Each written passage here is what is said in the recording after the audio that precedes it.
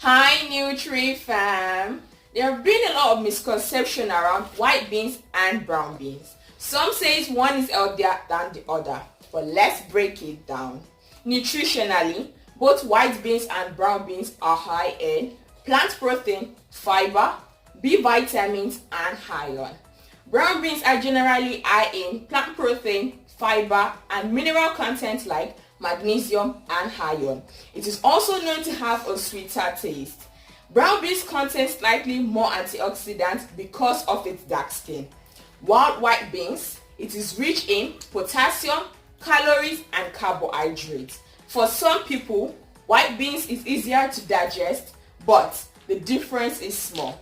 Both beans provide essential nutrients. What really matters is how you cook it, the portion size and what you pair it with. Beans with too much oil and fried stew, that's where the problem starts. Want more nutri tips like this? Follow me for more.